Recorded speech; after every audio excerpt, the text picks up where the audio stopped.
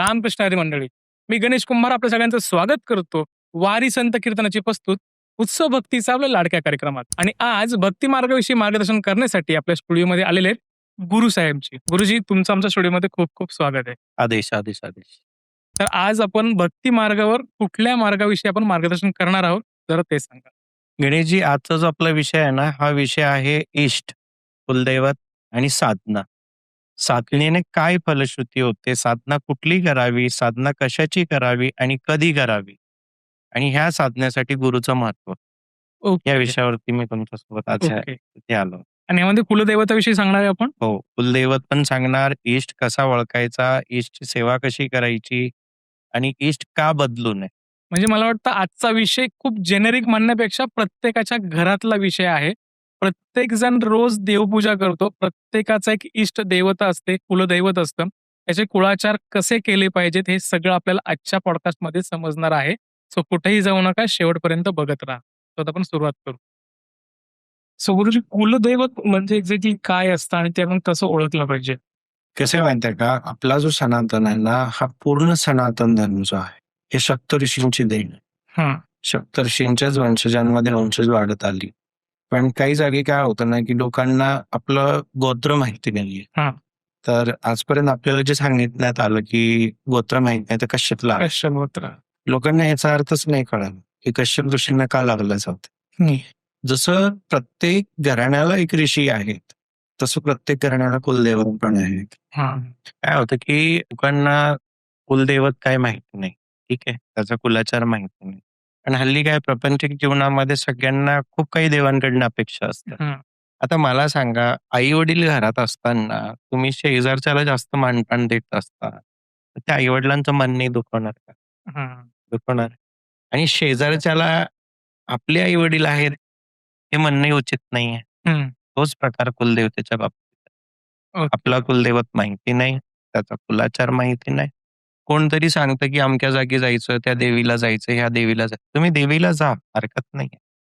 पण आधी हे बघा की तुमचे कुलदैवत कोण?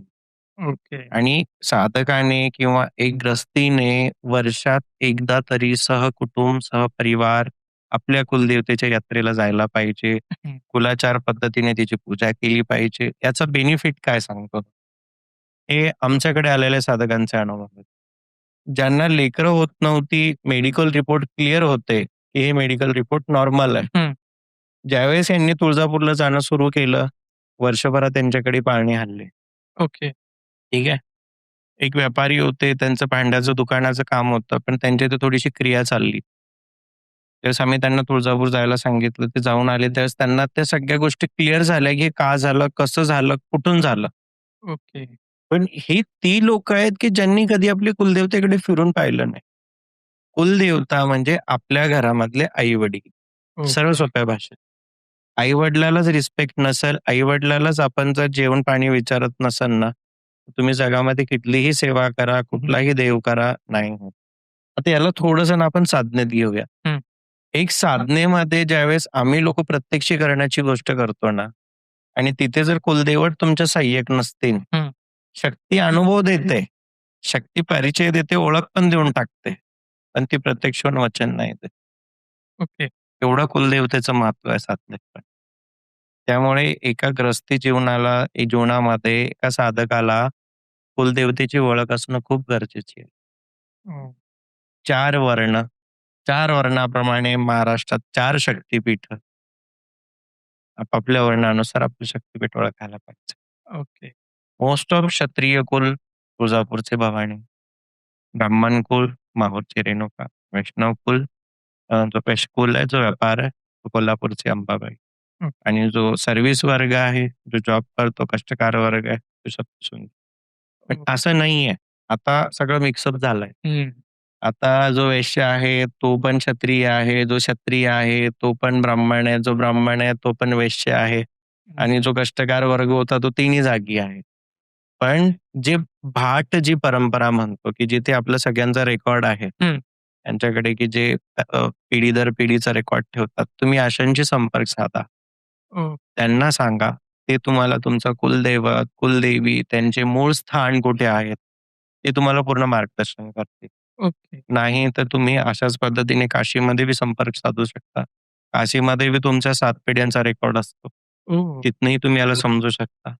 पण तुमच्या माध्यमातून मी एक सांगेल, की घरात जसं आई-वडिलाची गरज आहे, तसं देव्हाऱ्यामध्ये कुलदेवता आणि कुलदेवाची गरज आहे. हो. हे देव आणि देवी ज्यावेळेस त्यांच्या स्थानी बसतील, त्यावेळेस पहा तुमचे कार्य कसे होतात. तुम्ही तो भाग काहीतरी म्हणाला होता, की ज्यांच्याकडे रेकॉर्ड असतं एक्झॅक्टली हां, ते यांना कोण? काही हा एक समाज आहे, जो प्रत्येक वर्गचा रेकॉर्ड ठेवतो. हं, ठीक आहे. जसं चित्रगुप्त आपला रेकॉर्ड ठेवतो ना, तसं पृथ्वीवरती पण हे आहे.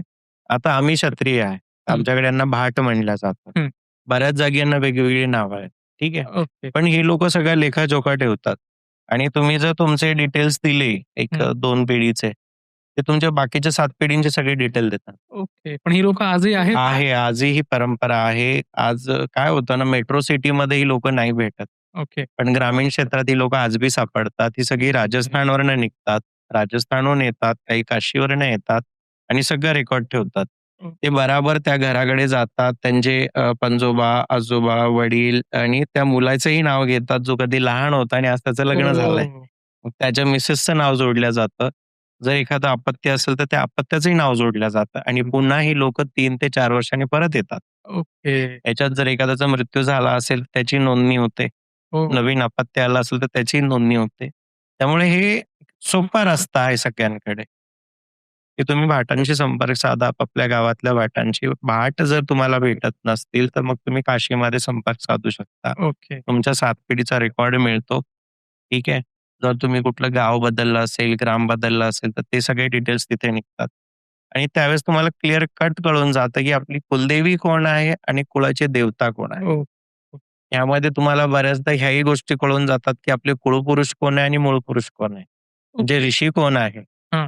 आधी जर आपलं कुठं काही जर कास्टिंगमध्ये चेंजेस झाले असतील, तर आधी आपण कोण होतो.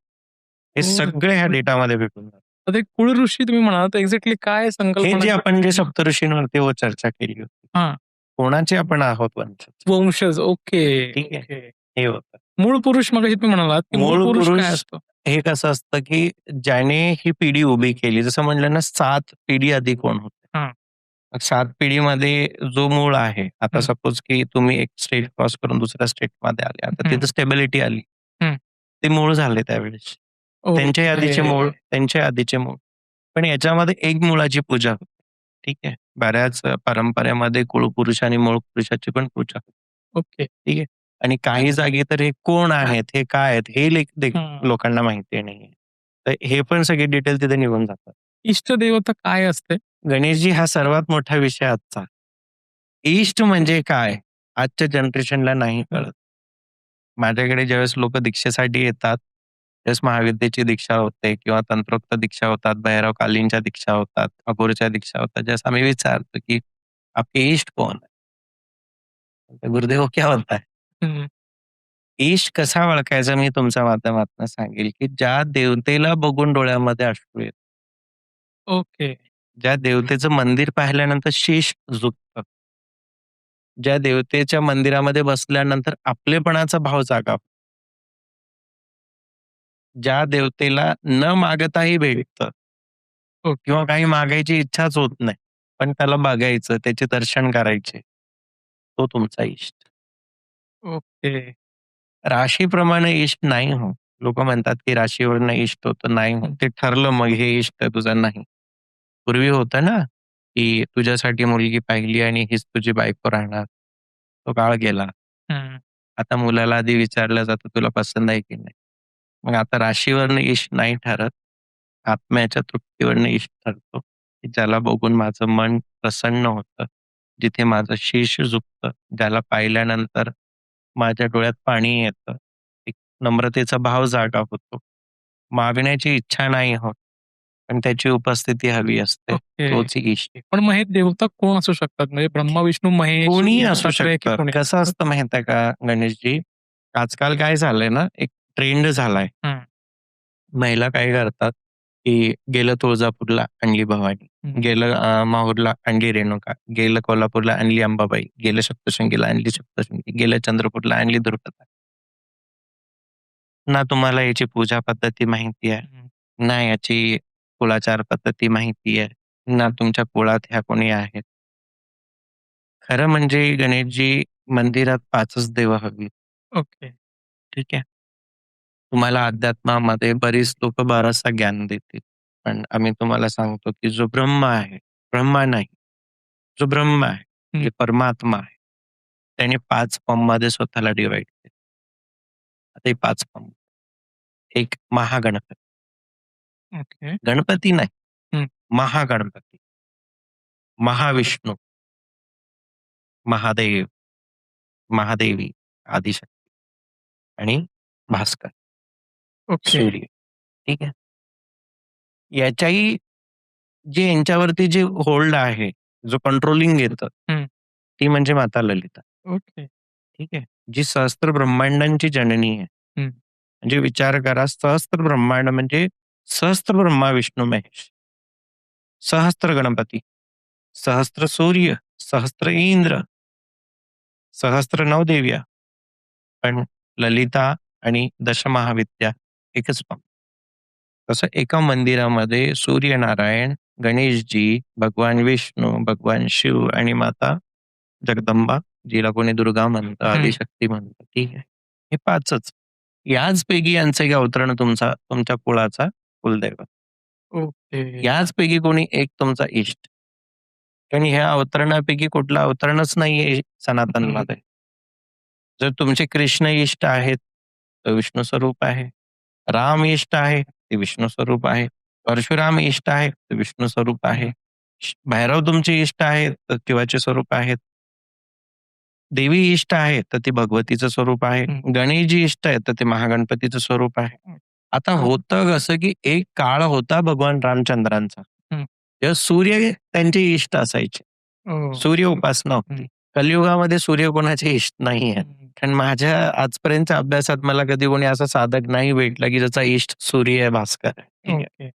सूर्य उपासना झाली, गणपत उपासना झाली, वैष्णव परंपरेनुसार विष्णू उपासना झाली, शैव परंपरेनुसार शिव उपासना झाली. आता आली शक्ती.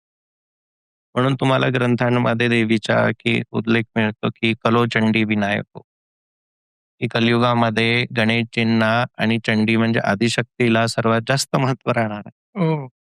त्यामुळे तुम्ही पाहायचं आता, की आता 3.5 शक्तिपीठांमध्ये अफाट गर्दी. हं. वाईट वाटतं हो. जस्ट तुम्ही रिकामटेकडे लोकं तिथे जमा होतात. तिथे येऊन तुम्ही रील्स काढता, तिथे येऊन तुम्ही फोटोग्राफी करता. तुम्ही का नाही त्या गाभाऱ्यात बसत? हं.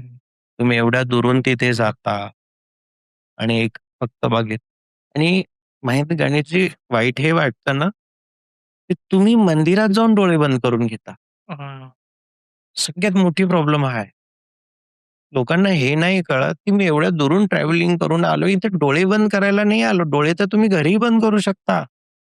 इथून तुम्हाला त्या मूर्तीच्या चैतन्याशी नजरेने एकाकार व्हायचं आहे. आणि नजर तिथं स्थिर होईल, तर चित्त पण तिथे स्थिर होईल. चित्त स्थिर होईल, तर मन पण स्थिर होईल. तर ती चैतन्याची शक्ती तुमच्या देहात प्रवेश करेल. हं. आता लोक पंढरपूरला जातात आणि विठ्ठलाचे दर्शन घेतात.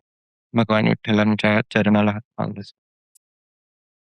आणि जी लोकांचं मला माहित नाही, पण माझा अनुभव वेगळा. मी अक्षरशः त्या मूर्तीमध्ये जसे आपल्या नसा आहेत, हं. ज्या धमन्या आहेत, त्या अनुभवल्या. ओह! म्हणजे याच्यावरनं कळतं, की ती फक्त एक शिळा नाहीये. त्या शिळेत एक ऊर्जा आहे. जी एक माणसाच्या देहासारखी सगळीकडनं संचारतं ते हं. रक्त पण आहे. हे कधी होतं ज्यावेळेस तुम्ही बघताय त्याच्याकडे.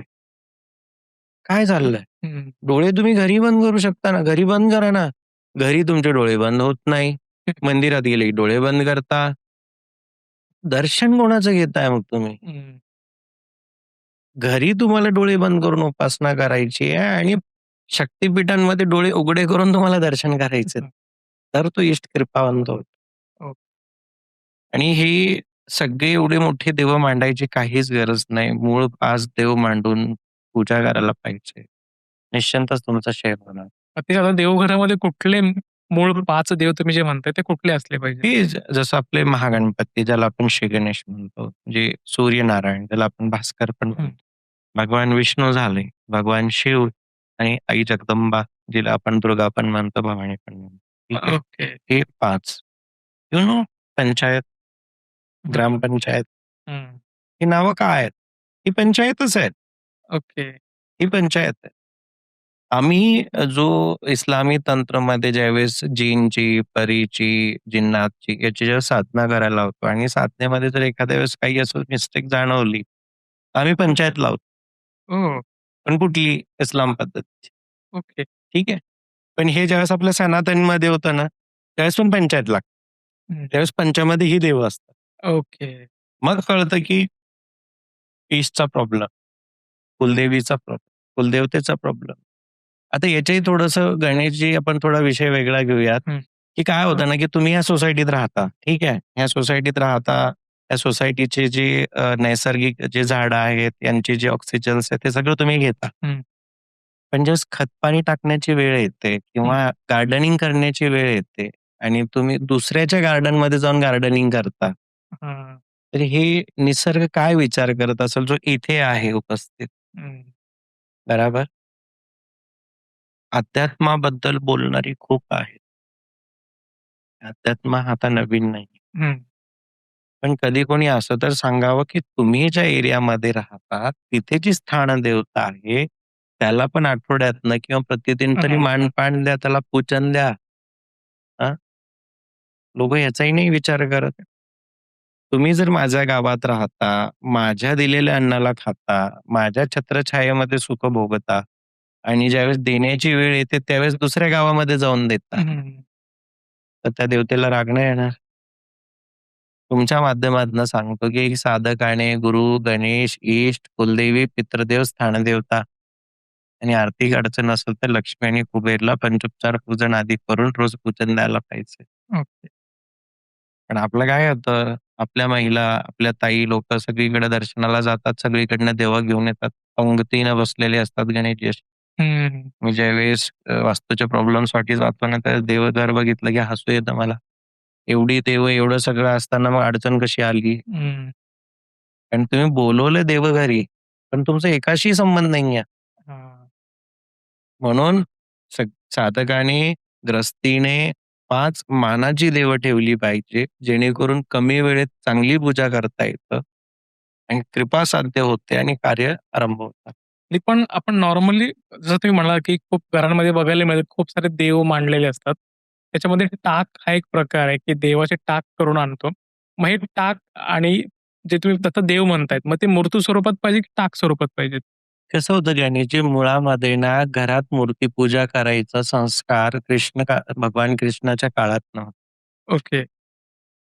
2000 वर्षानंतर म्हणजे 2000 वर्षापासून टाकाची परंपरा आली. हं.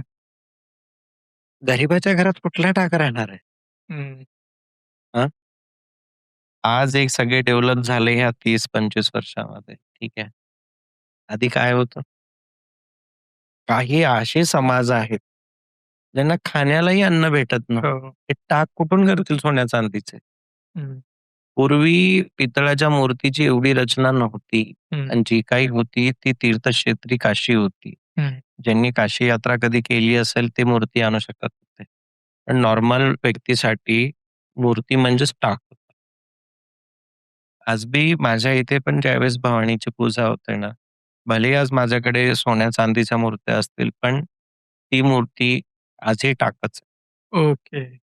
याच्यावरनं हे कळतं, की जुनी परंपरा ही टाकावर चालत आली. परंपरा डेव्हलप झाली. परंपरा म्हणण्यापेक्षा तुमच्याकडे सुविधा आल्या आणि हं. ती देवता तुम्हाला मूर्ती स्वरूप भेटायला लागली. आता मी याच्यात ओके. थोडक्यात तुम्हाला सांगेल. गणेशजी आपण थोडं ना एक 20 वर्ष खाली जाऊया. हं.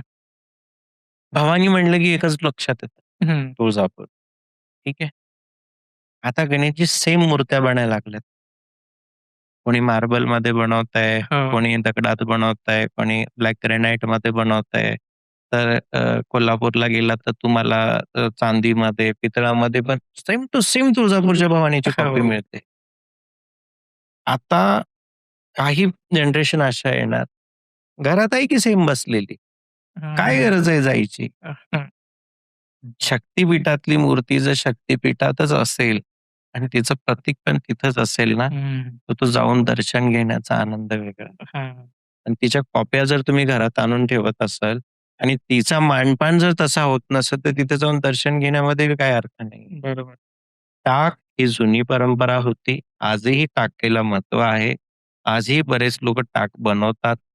मूर्तीपेक्षा टाक कधीही व्यवस्थित आहे.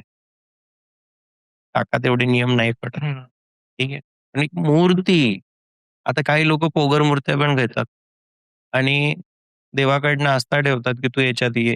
हां. आता शरीरात हाडच नाही तर त्या मासाच्या गोळ्यात देव कुठून येणार आहे? हं.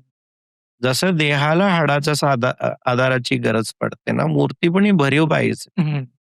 त्याच्यात तुमची उपासना बी एवढी स्ट्रॉंग पाहिजे की परमेश्वरानं त्या ऊर्जेनं त्या मूर्तीमध्ये जागा घेतली पाहिजे. हां.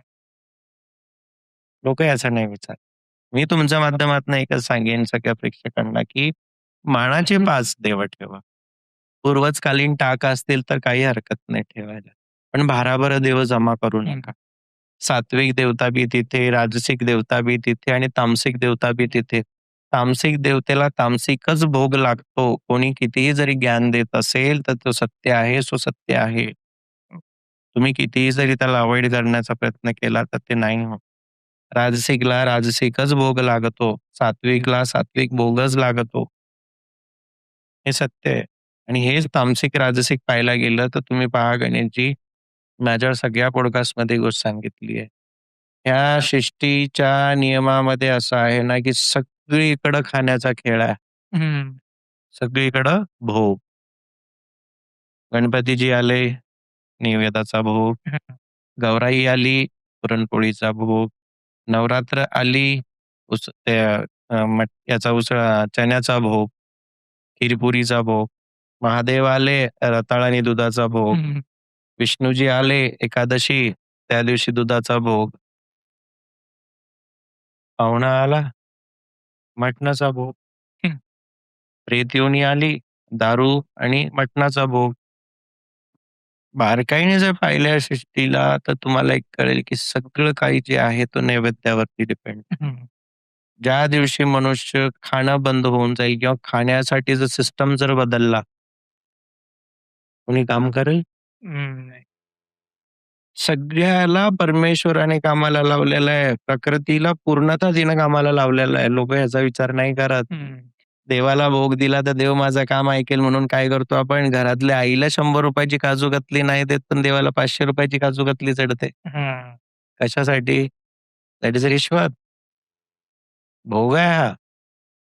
कधी आपण असं म्हणतो का, की भगवंता बरेच दिवस झाले तुझी माझी भेट नाही. आज मी आलोय आणि आज आवर्जून तुझ्यासाठी काजू कतली आणली किंवा मोदक आणले. कधी म्हणतो? देवा माझं प्रमोशन बाकी आहे, सगळ्यांचं झालं. माझं प्रमोशन करून ते मी तुझ्यासाठी लाडू आणलेत, हं. मोदक आणलीत. गणेशजी तेवढ्याच कामासाठी आहेत.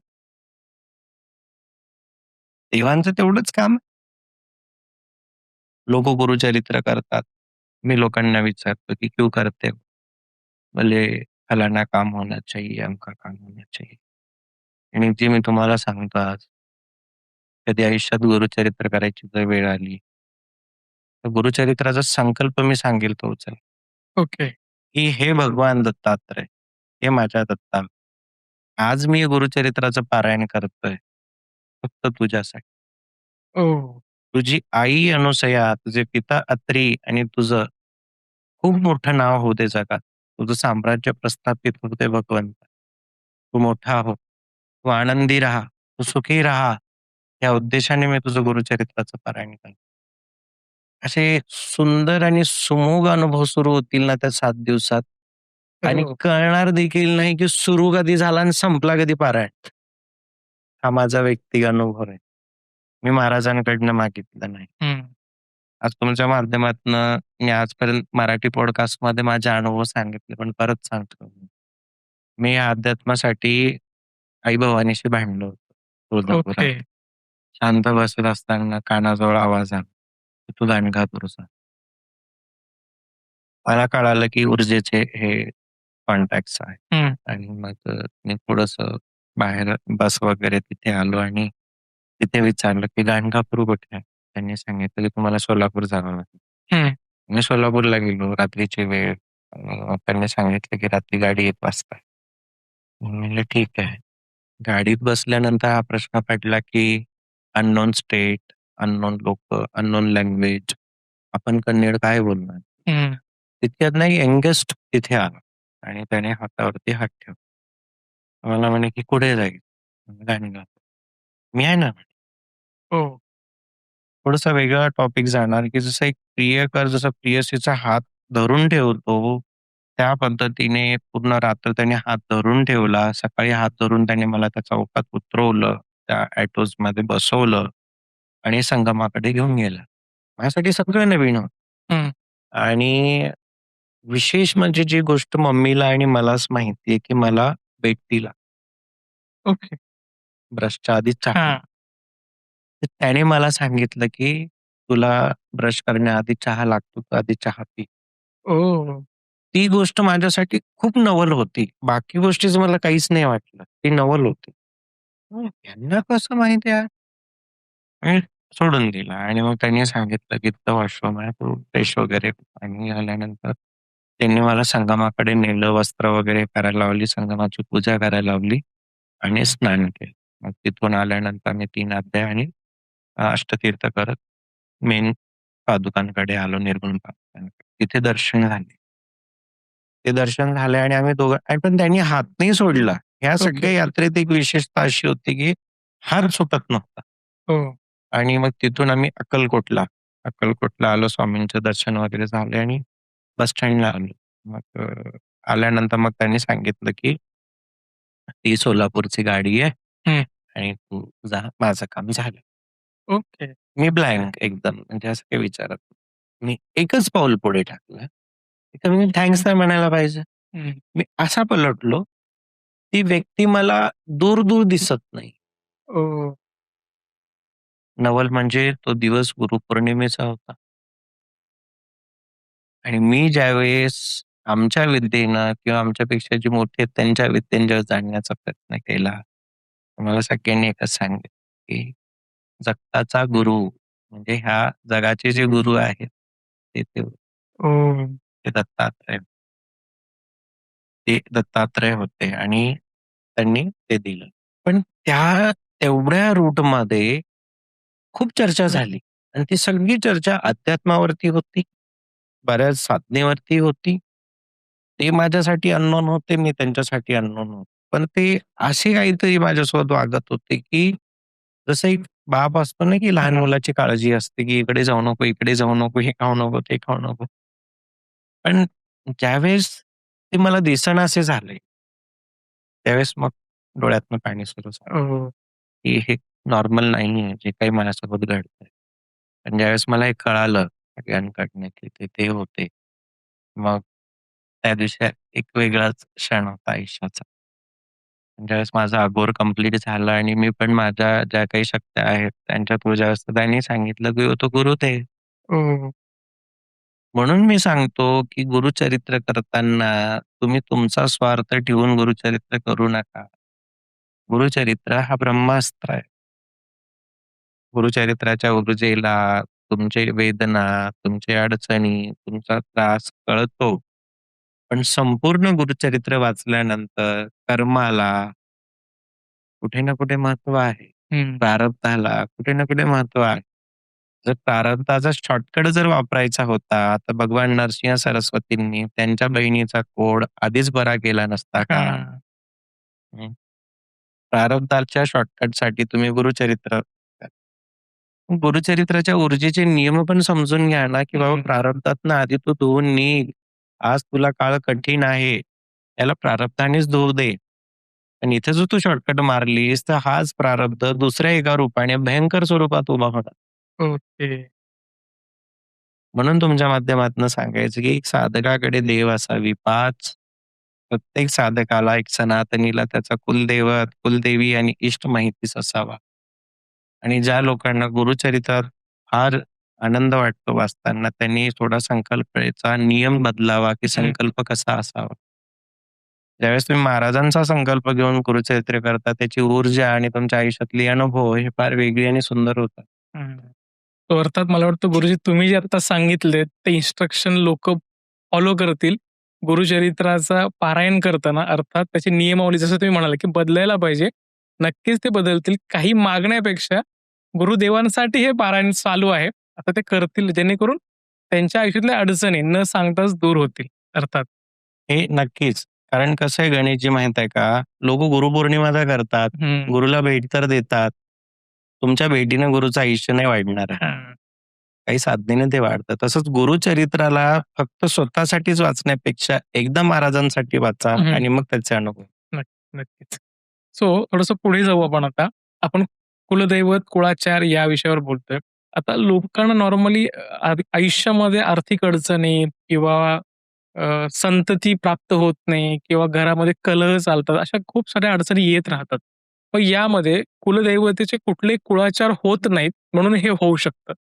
मेन काय माहिती आहे का गणेशजी, आता तुमचा जो प्रश्न आहे ना, थोडासा असा फिरून आहे, की एक व्यक्ती नाही की ज्याचं एकच कुलदैवत आहे. हं. मग त्याचा एकच कुळाचार नाही की जे आपण सांगू शकतो. ओके. प्रत्येक ग्रस्तीने आधी आपला कुलदैवत जाणून घ्यावा. हं.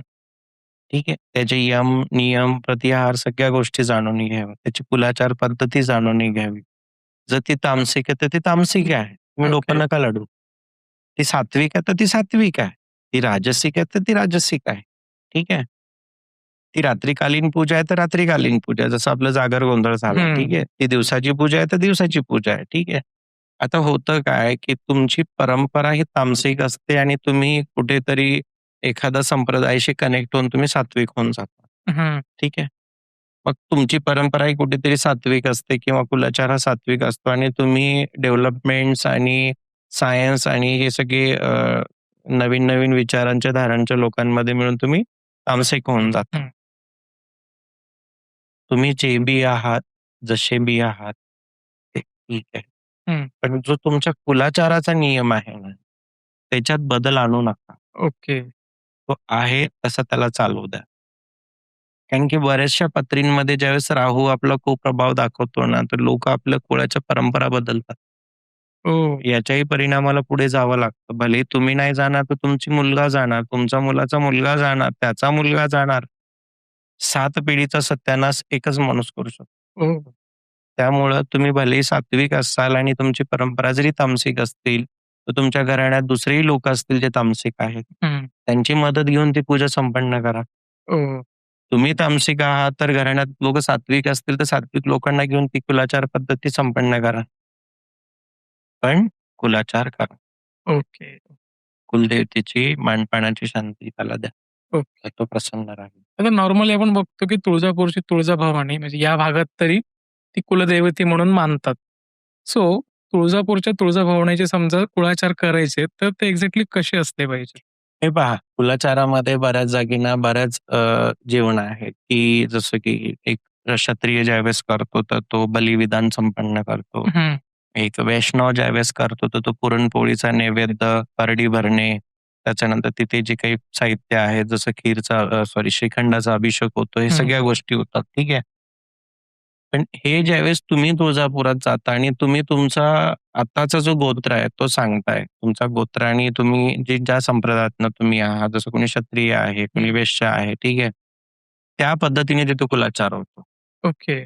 एक कुलाचार नाही राहत. ओह! जर तुम्ही ब्राह्मण कुळातनं आहात आणि तरी तुमची देवी जर तुळजापूरची भवानी आहे, ठीक आहे. तर कुठे ना कुठेतरी तुम्ही क्षत्रिय कुळातनं आलात, ओके. ठीक आहे. कारण काय होतं, आणीबाणी झाली, देश डिव्हाईड झाले. ठीक आहे. त्याच्या आधी कितीदा तरी आक्रांतांनी आक्रमक केली. हां. लोकांनी गावं बदलली, शहरं बदलली, राज्य बदलली. हं. अज्ञान तसंच राहून गेलं. करेक्ट. ज्या त्या क्षेत्रात आल्यानंतर जी देवी दिसली, ती देवी कुलदेवी झाली.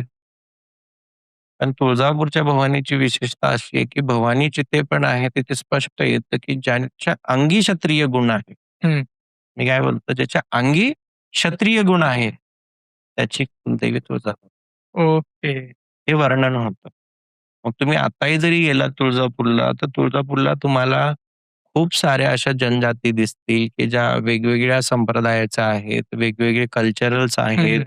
आणि यांचं खानपान पण वेगळं आहे, पण यांची देवी भवानी आहे. ठीक आहे. काही कुलाचारामध्ये असं होतं, की त्याला बलिविधान द्यावंच लागतं. हं. ठीक आहे. आता लोकं म्हणतात, की ही बली असुरासाठी जाते, याच्यासाठी, त्याच्यासाठी जाते.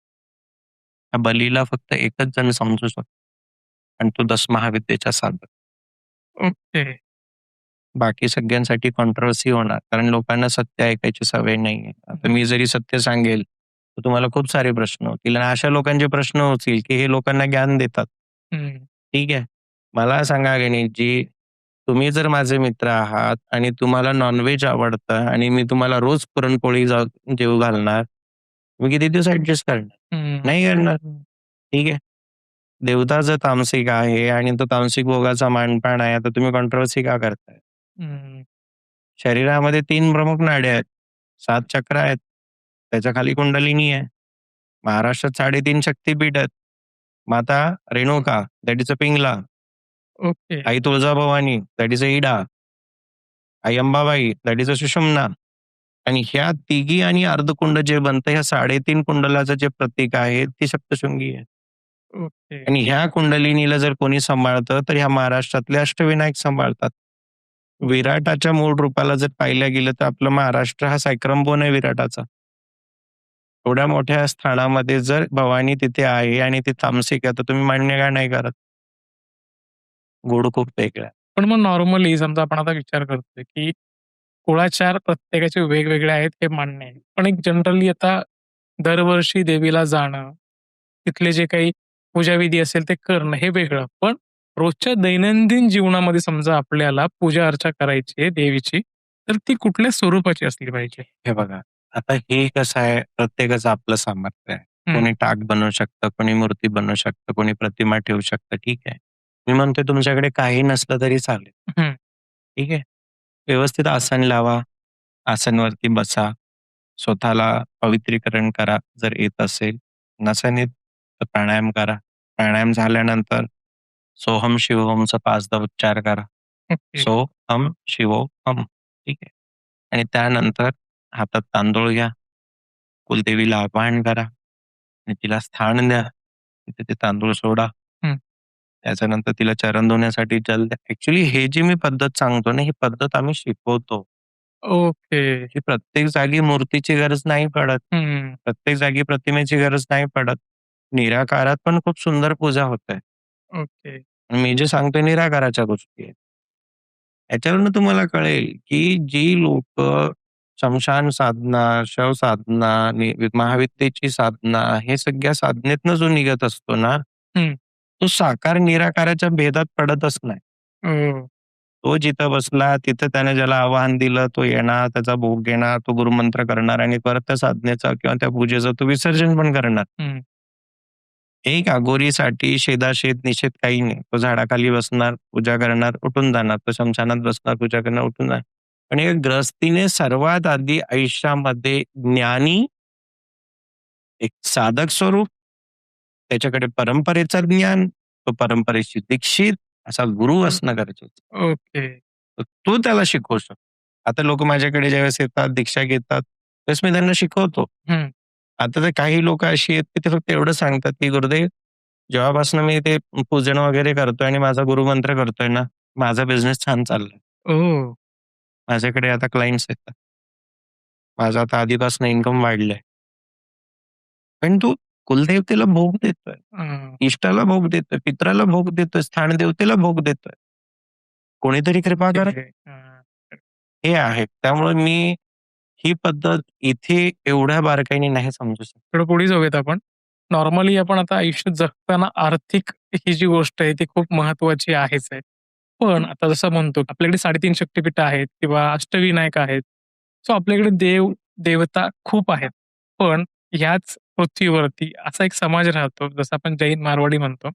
ते मोजकेच देव आहेत. ते त्यांची व्यवस्थित पूजा-अर्चा आस्थेने करतात. पण आर्थिक तफावत खूप आहे. सो यामागचं काय कारण वाटतं?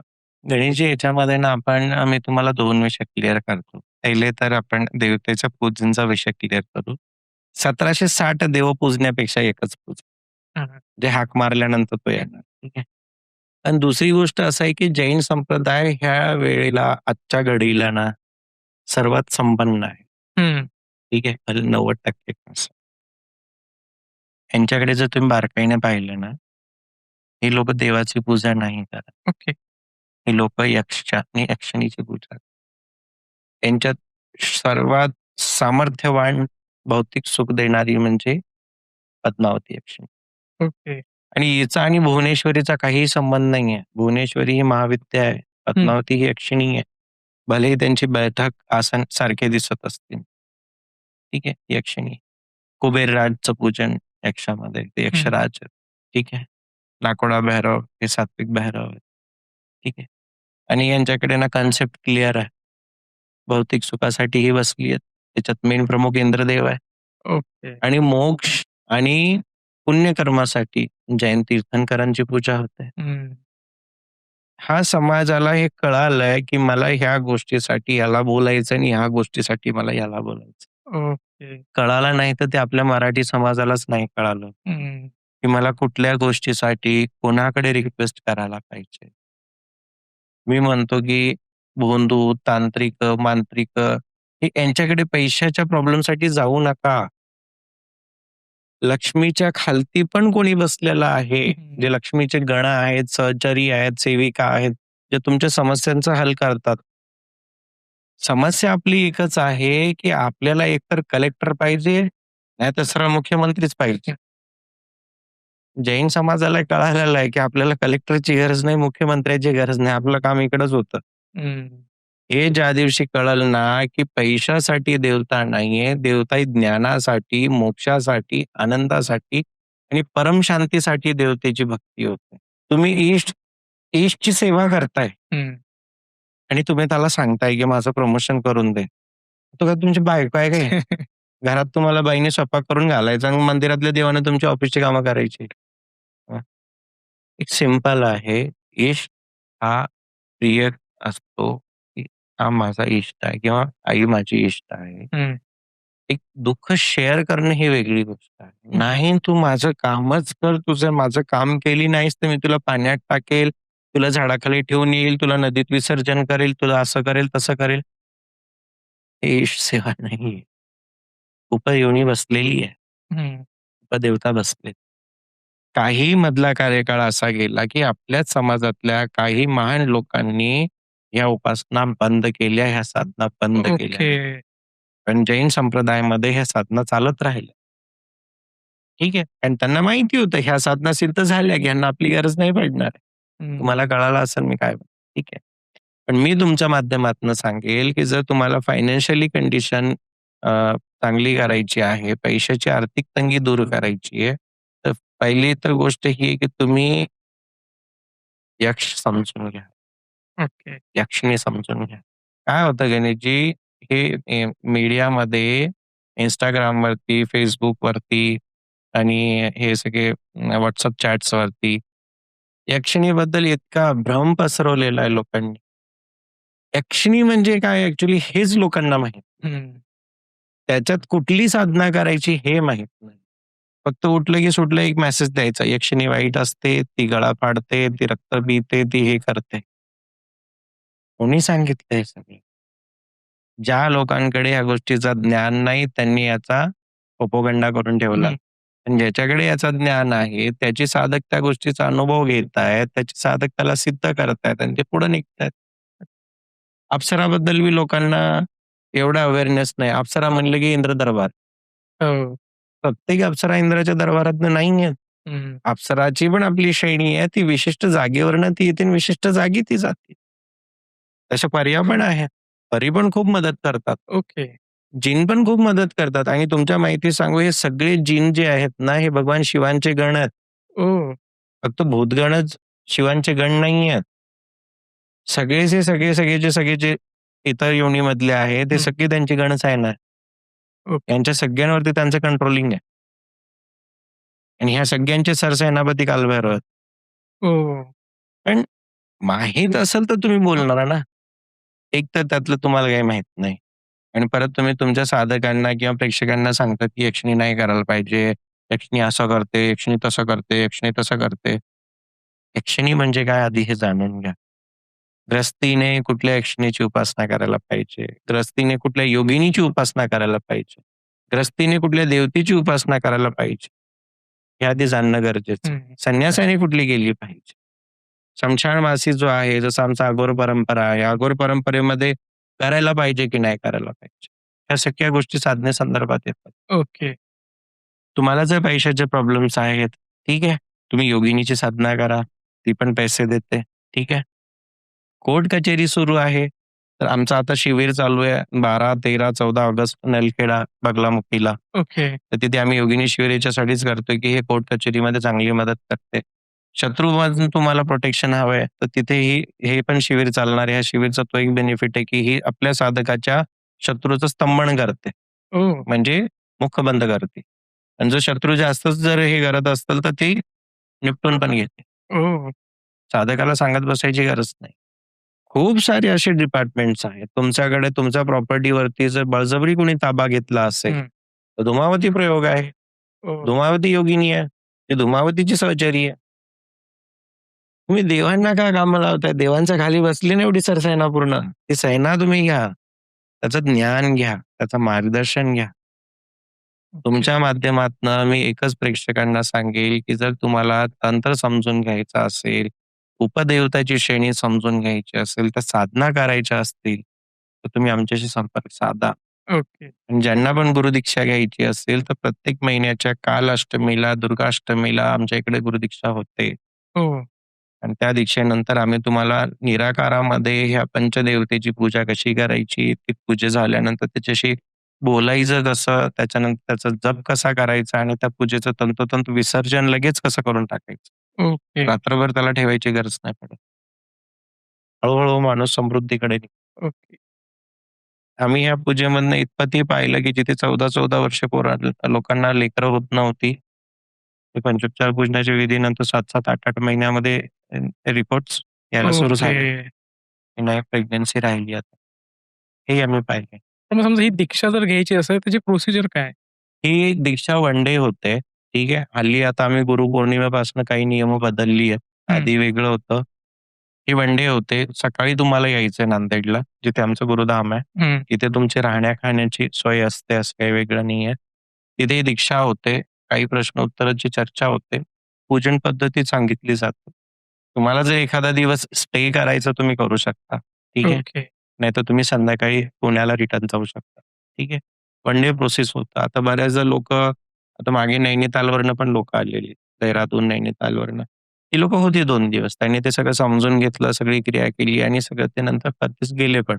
लोकं इथं भारतातनं येतात. ठीक आहे. हं. महाराष्ट्रातनं कमी येतात. ओह! कारण की महाराष्ट्रातल्या लोकांना सत्य नाही पाहिजे. हं. इथे अ, वेगळा सिस्टम लोकांना अपेक्षित असतो, की काहीतरी अशी डब्यामधली विद्या आली पाहिजे हं. आणि ते कोड्या टाकल्या पाहिजे. नाहीतर संचार झाला पाहिजे. आमची परंपरा संचारला नाही मानत. ओके. त्यामुळे आम्ही दीक्षेमध्ये आधीच सांगतो, की यहाँ संचार नहीं होगा. संचार नहीं होता यहाँ. ही परंपरा दीक्षा देते. दीक्षा दिल्यानंतर तुम्हाला एक अभ्यास देते. हळू प्रापंचिक जीवन जगत असताना तुम्हाला तो अभ्यास पूर्ण करायचा आहे. त्याच्यानंतर साधना होतात आणि आमची पहिली साधनाच सुरू होते अप्सरापासून. ओके. कारण सौम्य साधना आहे, कुठली शिती नाहीये, कुठली अडचण नाहीये. एकनिष्ठेने ती करायची आणि अप्सरा आपला अनुभव देते. आता मागे आम्ही तिलोत्तमा अप्सरा शिबिर लावला होता आणि त्यामध्ये तुमच्या ऑफिसमधनं तिलोत्तमाचा कॉल आला. तो एक कोइन्सिडन्स होता, पण आम्ही खुश झालो, की चलो तिलोत्तमा का फोन आ गया. ओके.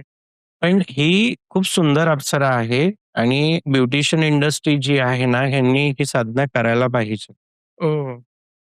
ह्या साधनेमध्ये ना बऱ्याच गोष्टी आम्ही सोशल मीडियावर नाही सांगत हं. आणि नाही आम्ही पोस्टमध्ये सांगत. ज्यावेळेस साधना उभी होते म्हणजे स्टार्ट होते ना, त्यावेळेस आम्ही आमची क्रिया करत असतो. ओके. ठीक आहे.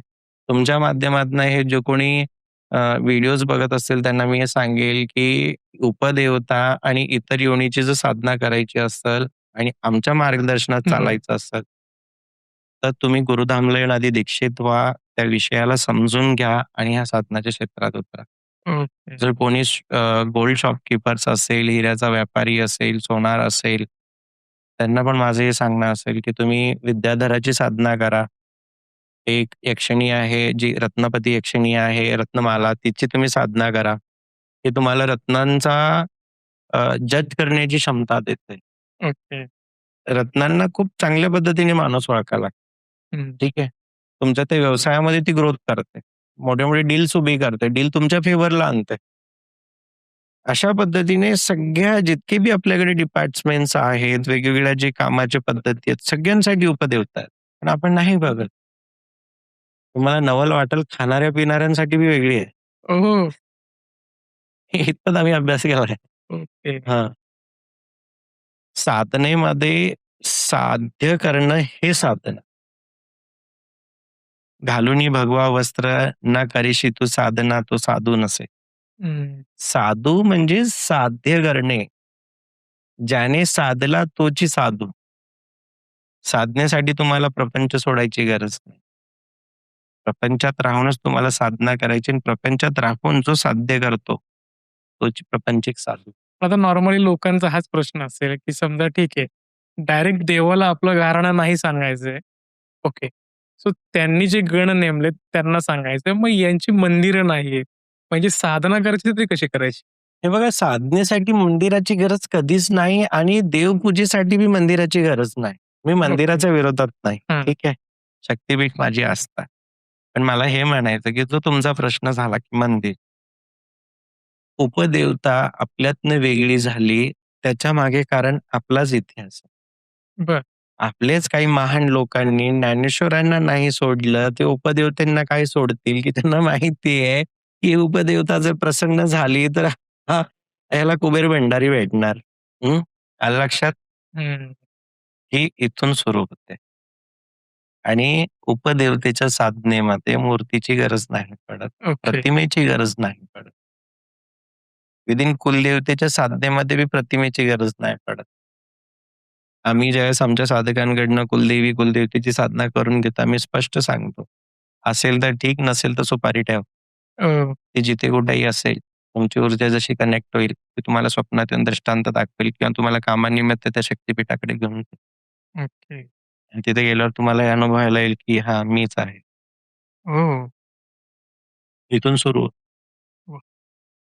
पण पितरांबद्दल पण असाच एक कन्सेप्ट आहे, की एखाद्याचा पित्र म्हणजे एखाद्याच्या घराण्यामध्ये रोज नॉन-व्हेज असेल, मदिरा असेल आणि ते खात-पीत तो पित्र मेला.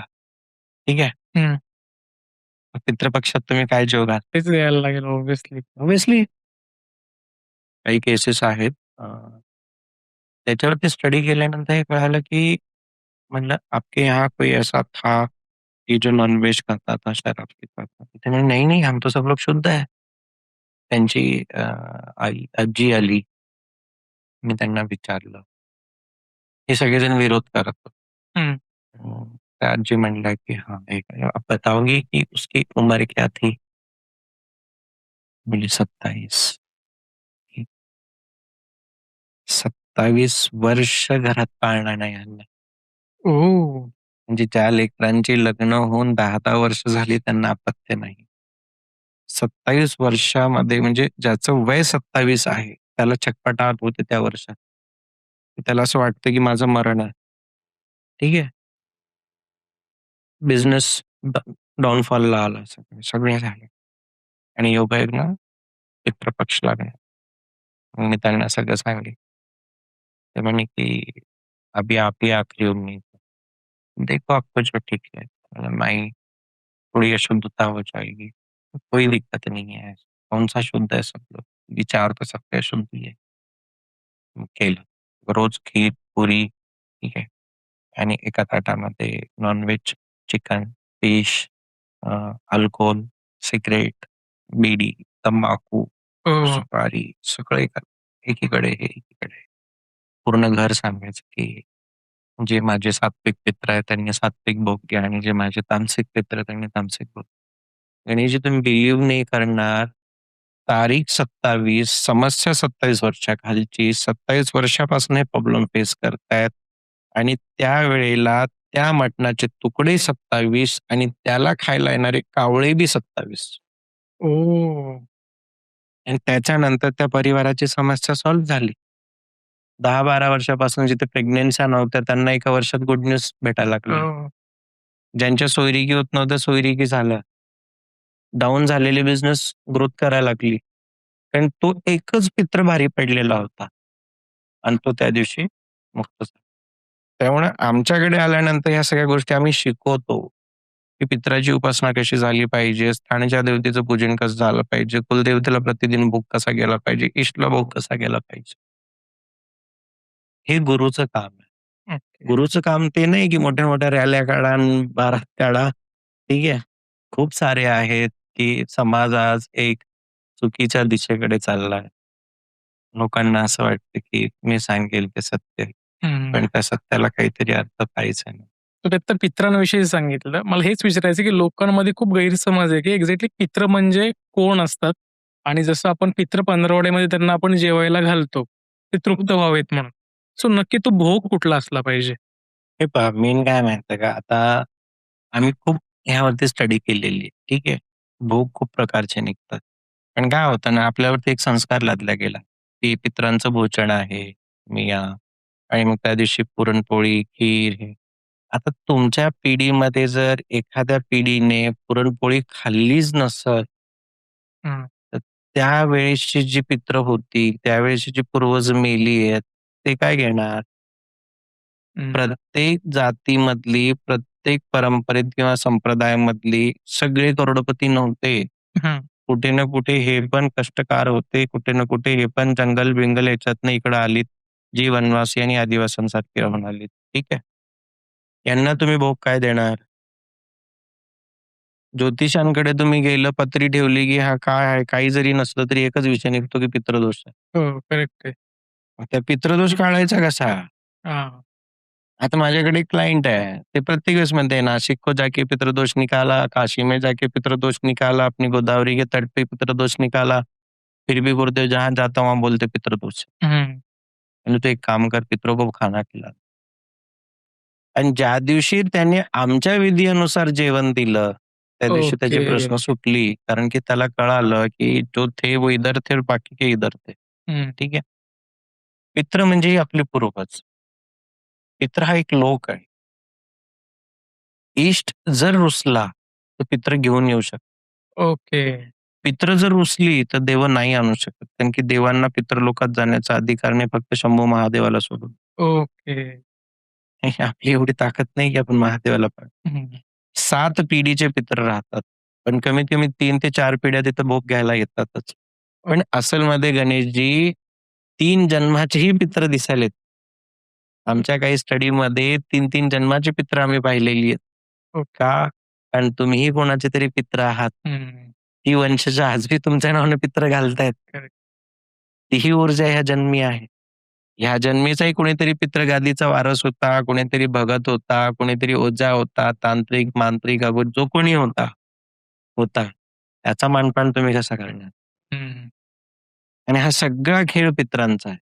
मी म्हणतो, की ज्यांना पित्र ही परंपरा जर समजत नसेल, तर त्यांनी सरळ-सरळ पितर पंधरवड्यामध्ये सोप्या भाषेमध्ये सकाळी लवकर उठणे, अंगण साफ करणे, नवऱ्याने अंगणामध्ये सडा टाकणे, बाईने चौकट पुसणे, स्नान आदी करून खीर-पुरीचा भोग घेणे आणि आपल्या छतावरती जाऊन अगरबत्ती वगैरे लावून दक्षिण दिशेकडे मुख करून पितरांना भोग देणे. हं, ही झाली सात्विक. हं. पण ज्या घराण्यामध्ये लोकं तामसिक पद्धतीने गेलेली आहेत, तामसिक पद्धतीनेच राहून वारलेली आहेत, त्या लोकांनी एकीकडे सात्विक भोजन द्यावं आणि एकीकडे तामसिक भोजन द्यावं. ओके. पित्र जर तुमचा तामसिक असेल, तर तामसिक भोगाने तृप्त होणार. पित्र जर तुमचा सात्विक असेल, तर तो सात्विक भोगाने तृप्त होणार आणि 41 दिवसामध्ये त्याला ह्या गोष्टीचा फरक पडणार म्हणजे पडणार. ओह! डेफिनेटली पडणार. ओके. आणि एखाद्या व्यक्तीची इच्छा जर दुसरीकडे असेल आणि तुम्ही त्याला तिसरीच गोष्ट देताय, तर तो तृप्त कसा होणार? हं, पित्रांची तृप्ती झाली हे मेन आहे.